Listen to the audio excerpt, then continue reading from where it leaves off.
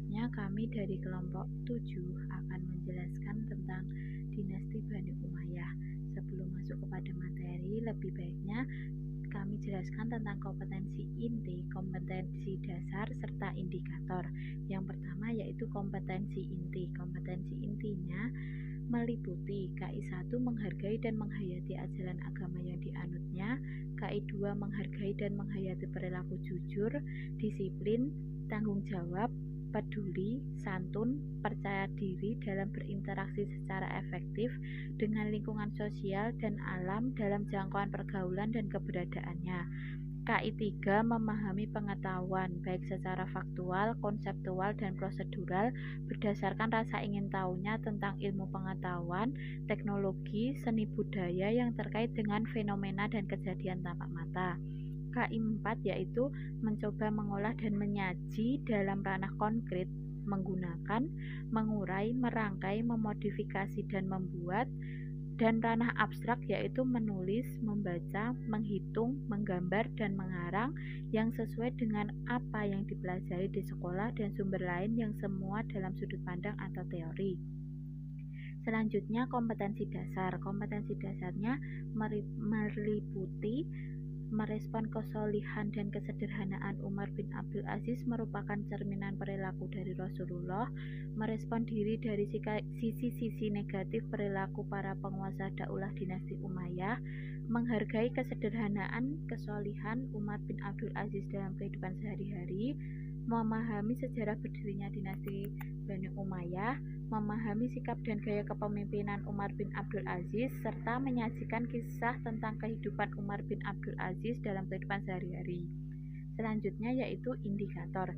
Indikatornya meliputi menjelaskan proses berdirinya dinasti Bani Umayyah, menjelaskan khalifah dinasti Bani Umayyah, menjelaskan faktor-faktor kemunduran dari dinasti Bani Umayyah, menjelaskan kesederhanaan Umar bin Abdul Aziz ketika menjadi seorang khalifah, menjelaskan riwayat hidup Umar bin Abdul Aziz, menyebutkan kebijakan-kebijakan Umar bin Abdul Aziz, serta menganalisis kesederhanaan dan kesolihan Umar bin Abdul Aziz dengan kehidupan di masa sekarang. Untuk yang pertama ialah sejarah berdirinya Bani Umayyah. Istilah Umayyah berasal dari bahasa Arab yang bermakna anak turun Umayyah, yaitu Umayyah bin Abdul Syam. Ia adalah salah satu pemimpin dari kabilah suku Quraisy. Abdul Syam sendiri merupakan saudara Bani Hashim yang merupakan keturunan dari Abdul Manaf. Dari Bani Hashim inilah lahir Nabi Muhammad. Berdirinya kekhalifahan Bani Umayyah bermula dari perselisihan antara Ali bin Abi Thalib dengan Muawiyah bin Abi Sufyan. Akhirnya pecah dengan perang Siffin. Dalam peristiwa atau perang tersebut terjadi penyerahan kekuasaan dari Bani Hasan bin Ali kepada Muawiyah yang terkenang dengan sebutan Amul Jamaah yang berarti tahun penyatuan. Keberhasilan Muawiyah bin Abi Sufyan mendirikan dinasti Umayyah bukan hanya akibat dari kemenangan diplomasi di perang Siffin dan terbunuhnya Khalifah Ali bin Abi Thalib saja, tetapi dari awal Muawiyah bin Abi Sufyan telah memiliki basis rasional yang solid landasan pembangunan politiknya di masa depan. Antara lain, yang pertama, dukungan yang kuat dari rakyat Suriah dan keluarga Bani Umayyah itu sendiri. Penduduk kota Suriah barisan tentara yang kokoh, terlatih, disiplin. Rakyat mereka juga mendukung sumber kekuatan penuh, baik dengan dukungan moral maupun tenaga. Negeri Suriah sendiri merupakan negeri yang sumber alamnya sangat melimpah, ditambah Mesir yang berhasil ia rampas, mampu menambah suplai bagi perjuangan Muawiyah. Yang kedua, Muawiyah ialah seorang yang administrator. Muawiyah bin Abi Sufyan sangat bijaksana dalam menempatkan para pembantunya pada jabatan-jabatan penting. Misalnya, Amr bin As sebagai penengah dalam peristiwa Tahkim.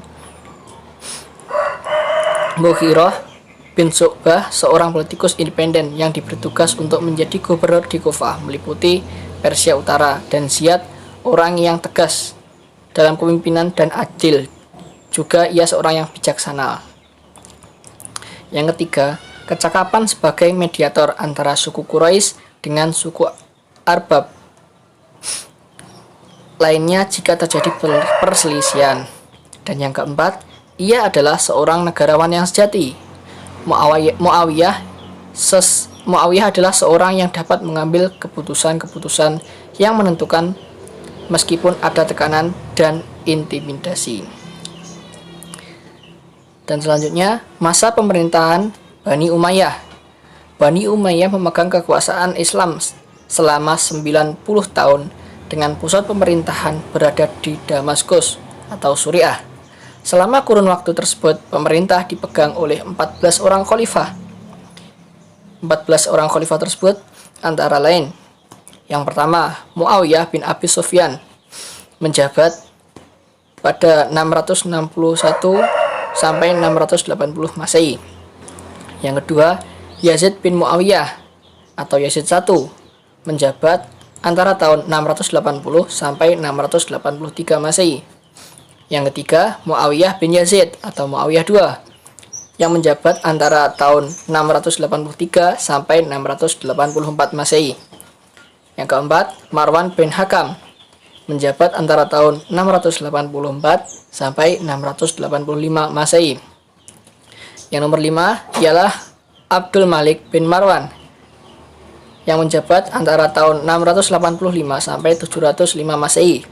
Selanjutnya Al-Walid bin Abdul Malik. Selanjutnya Sulaiman bin Abdul Malik. Yang ke-8 Umar bin Abdul Aziz. Yang ke-9 Yazid bin Abdul Malik. Yang ke-10 Hisham bin Abdul Malik. Yang ke-11 Al-Walid bin Yazid. Yang ke-12 Yazid bin Al-Walid. Yang ke-13 Ibrahim bin Walid. Dan yang terakhir Marwan bin Muhammad. Inilah pemimpin terakhir Bani Muawiyah sebelum Bani Muawiyah itu runtuh kekhalifahannya.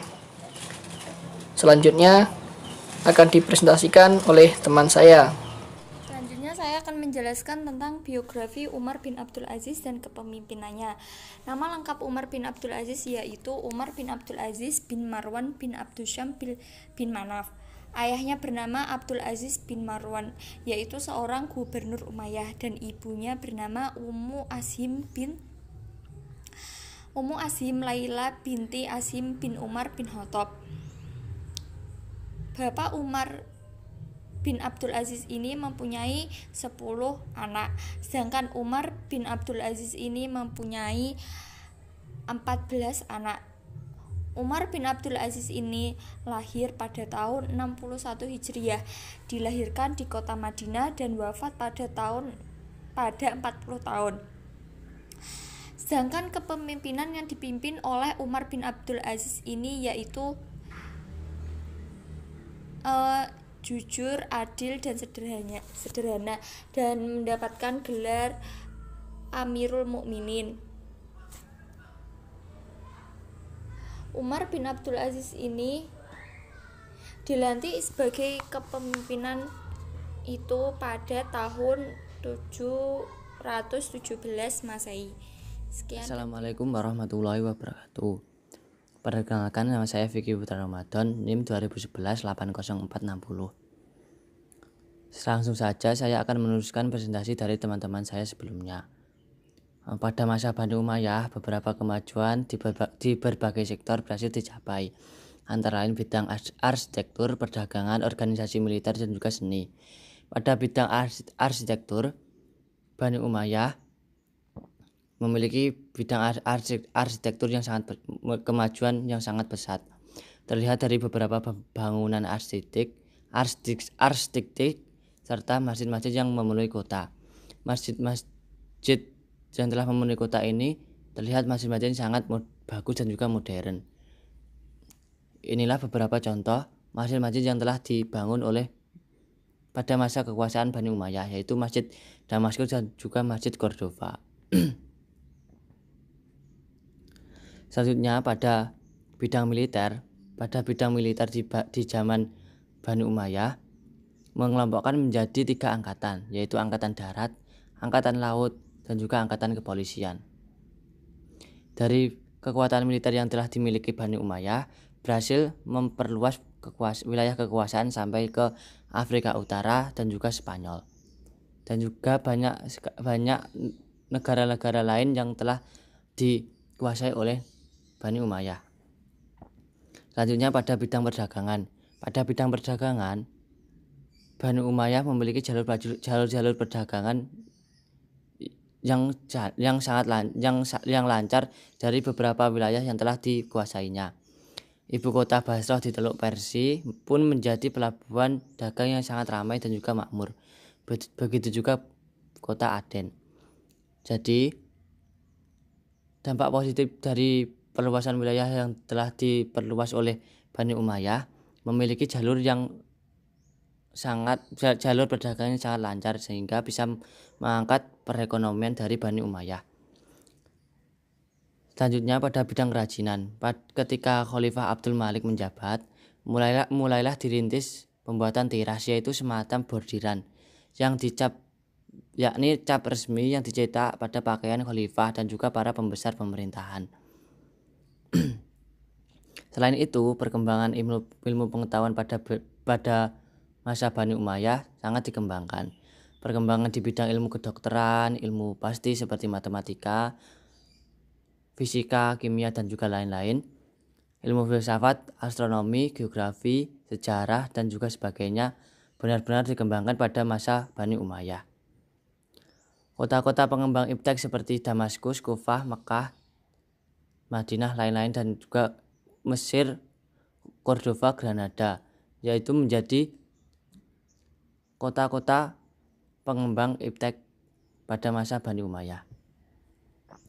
Selanjutnya, Bani Umayyah juga membentuk dinas pos, mencetak mata uang, memberlakukan bahasa Arab sebagai bahasa resmi sampai ke wilayah yang dikuasainya, dan juga membangun infrastruktur seperti panti-panti untuk orang-orang cacat, jalan raya, pabrik-pabrik, gedung-gedung pemerintahan, dan juga masjid-masjid seperti tadi. Sekian dulu presentasi dari saya. Jika ada kurang lebihnya, saya mohon maaf yang sebesar-besarnya. Wali taufiq wal hidayah. Wassalamualaikum warahmatullahi wabarakatuh. Selanjutnya yaitu tokoh dan perannya dalam dinasti Bani Umayyah. Yang pertama yaitu ilmu hadis. Ilmu hadis ini itu dimulai pada masa Abdul Malik bin Marwan tahun 68 sampai 86 Masehi, yang mana tabi'in itu menulis hadis dengan gerakan rihlah ilmiah. Dikembangkan lagi pada masa Khalifah Umar bin Abdul Aziz dengan merencanakan adanya pembukaan hadis. Lalu adapun tokoh yang berperan dalam ilmu hadis ini, yang pertama yaitu Abu Bakar bin Muhammad bin Amro yang merupakan gubernur dari Madinah. Perannya di sini yaitu mengumpulkan hadis yang ada pada Amroh. Amroh sendiri yaitu merupakan anak angkat serta orang yang dipercaya menerima hadis dari Siti Aisyah. Selanjutnya Ibnu Syihab al-Zuhri. Ibnu Syihab al-Zuhri ini bekerja sama dengan para perawi hadis untuk menemukan hadis Nabi yang masih berjajaran. Serta Ibnu Syihab al-Zuhri ini merupakan orang pertama yang dianggap dapat mengumpulkan hadis pada masa Umar bin Abdul Aziz. Selanjutnya Ibnu Juraid serta Ar-Rabi bin Sabih. Selanjutnya yaitu ilmu tafsir. Ilmu tafsir ini sendiri pada masa dinasti Bani Umayyah itu memiliki tokoh yaitu Sa'id bin Zubair. Sa'id bin Zubair ini diminta untuk menafsirkan beberapa ayat Al-Quran, namun ia menolak permintaan tersebut. Selanjutnya yaitu dari ilmu fikih.